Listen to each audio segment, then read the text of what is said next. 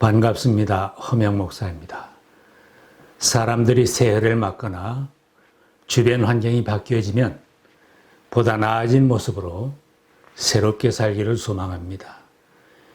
실제로 달라진 삶을 살려면 외부적인 요인보다도 자신의 생각과 인생관이 바뀌어져야 변화된 삶이 가능해집니다.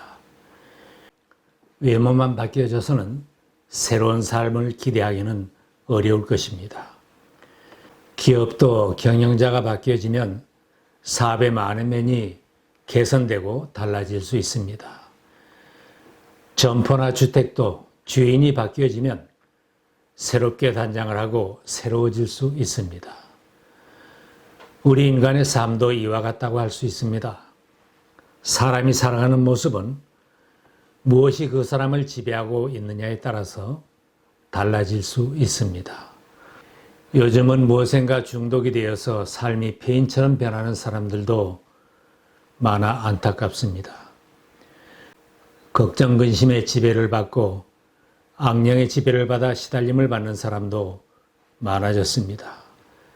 악한 생각의 지배를 받아 부도덕과 탈선으로 치달아 방탕하게 사는 사람들도 많이 있습니다. 그 사람을 붙잡고 지배하는 것이 바뀌기 전에는 변화된 삶을 기대하기는 어려운 것입니다. 새로운 삶을 위해서는 그 사람을 지배하고 있는 악하고 더러운 것을 몰아내고 내 마음의 주인이 바뀌어져야 합니다. 성경은 그 사람 속에 예수 그리스도가 새로운 주인이 되면 새 사람이 되고 새로운 인생을 살아갈 수 있다고 말씀합니다. 누구든지 그리스도 안에 있으면 그는 새로운 피조물입니다. 옛 것은 지나갔습니다. 보십시오. 새 것이 되었습니다. 사도 바울은 예수를 영접하고 이 말씀처럼 새로운 인생을 살아간 사람입니다. 바울뿐만 아니라 누구든지 부활하신 예수님을 구주로 영접하고 예수님을 내 인생의 주인으로 모시고 사는 사람은 이와 같은 새로운 탄생을 체험하게 됩니다. 전적으로 완전히 타락하여 부패하고 더러워진 인간은 누구도 스스로는 구원을 받을 수 없고 새로워질 능력도 없는 존재들입니다.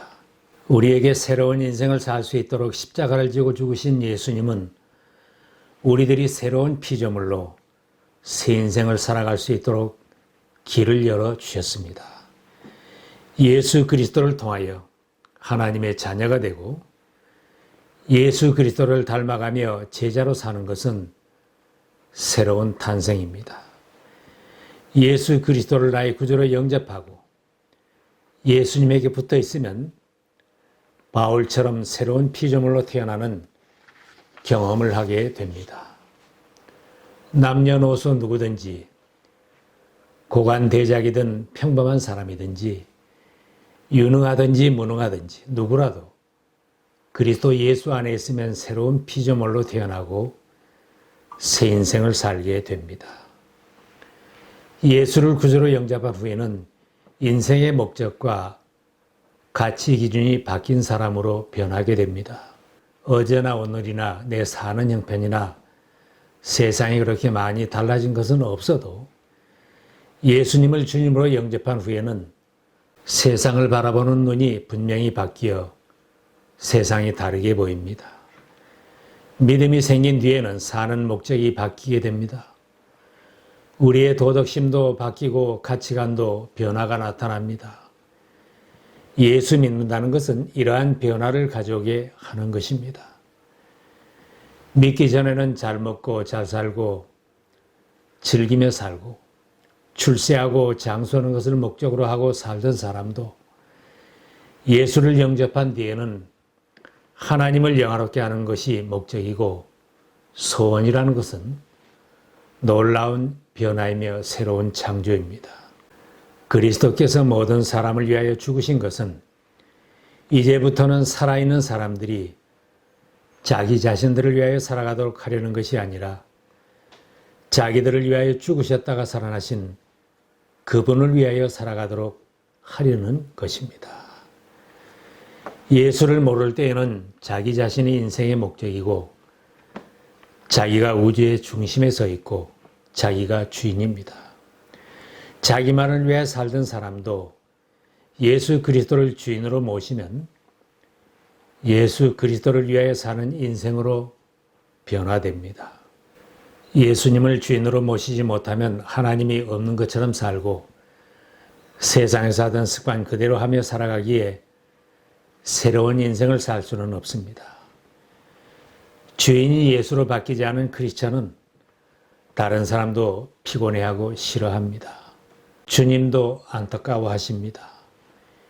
주인이 바뀌지 않은 빈집은 아무리 페인트 칠을 하고 거치장을 해도 그 집에서 새로운 면모를 발견할 수는 없을 것입니다. 유대인 중 바리새인들은 이런 사람들입니다. 죽어도 예수를 영접하지 않고 내 고집대로 신앙생활을 잘한다고 했는데 예수님은 그들을 회칠한 무덤과 같다고 했습니다. 구약 성경의 선지자들을 통해 백성들에게 선포한 말씀도 너희들은 우상을 버리고 여호와께로 돌아와 하나님을 모시고 살아야 한다. 너희들이 변해야 살 수 있다고 했습니다. 나의 모습이 아직도 변하지 않았다면 내 속의 주인이 예수 그리스도로 바뀌어지는 것이 가장 우선적인 일입니다. 주님을 위해 큰 일을 하고 싶으면 먼저 내 속에 예수님을 주인으로 모셔야 합니다. 그러면 모든 일을 해도 내 마음대로 하지 않게 됩니다. 바울 사도는 예수님을 영접하기 전에는 교회를 심하게 박해했던 사람이었습니다.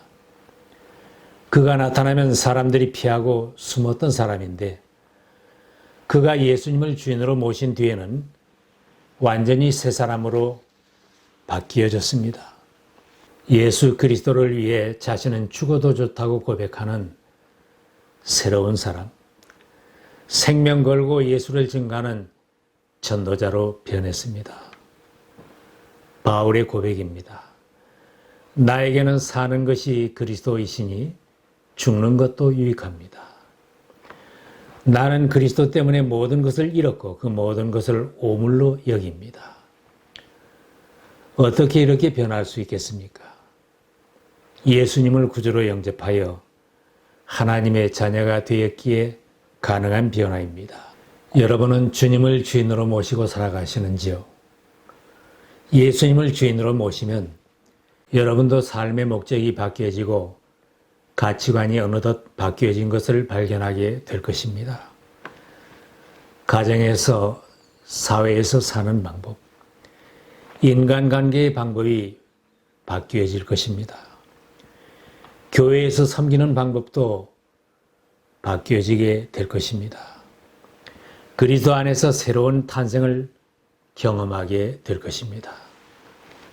예수를 구주로 믿고 하나님의 자녀가 되었다고 자부하면서도 아직도 변화되지 못한 옛날의 모습으로 살고 있다면 오늘 모든 것을 새롭게 창조하시는 예수 그리스도를 나의 주님으로 온전히 영접하여 거듭난 변화의 삶을 꼭 체험하시기를 바랍니다.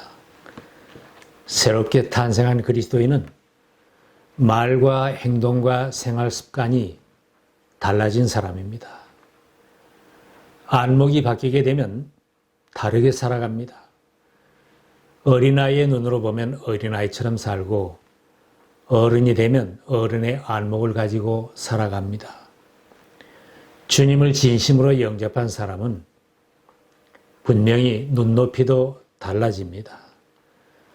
생각과 말과 행동이 바뀌게 마련입니다. 사울이 바울로 변화된 것처럼 누구나 새 사람으로 변합니다. 주님이 쓰시기를 기뻐하는 제자로 섬기게 되는 것입니다. 바울은 내가 전에는 회방자요, 박해자요, 폭행자였습니다. 그러나 그러한 행동은 내가 믿지 않을 때에 알지 못하고 한 것이므로 하나님이 나에게 자비를 베풀어 주셨습니다. 이제는 충성스러운 주님의 일꾼이 되었다고 간증했습니다. 오네시모는 빌레몬의 종인데 로마로 도망을 쳤습니다. 당시에는 도망친 종은 잡히면 죽음에 처해질 사람입니다. 도망친 종이 예수를 믿고 변화되었습니다.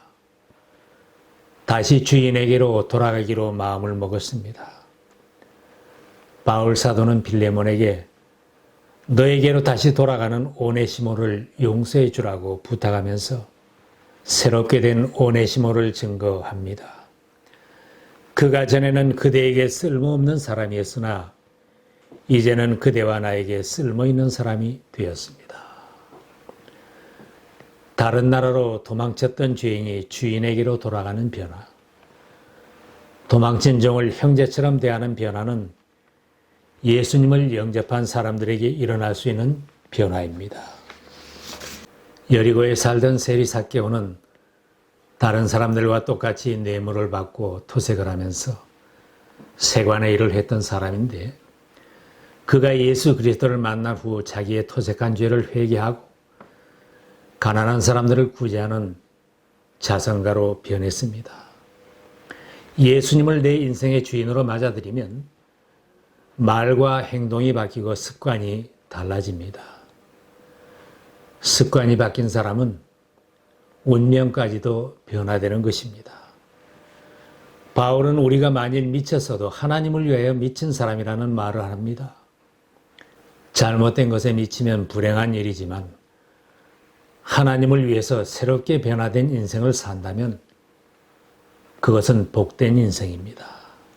그리스도 안에서 새롭게 탄생한 사람은 주님으로부터 큰 능력을 공급받고 살아가게 됩니다. 내 힘으로만 세상을 살려고 하는 사람이 있고 주님이 주시는 힘과 능력을 공급받고 사는 사람이 있습니다. 세상은 내 힘만으로 살아가기에는 너무나 힘든 현장입니다.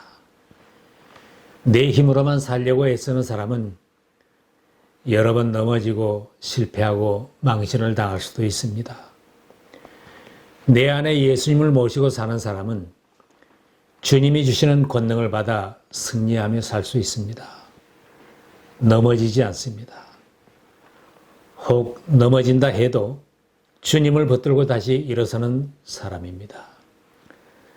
전에는 시험과 어려움이 닥치면 쉽게 낙심하고 좌절했지만 하나님의 능력을 공급받는 지금은 능히 이기는 놀라운 체험을 하게 됩니다.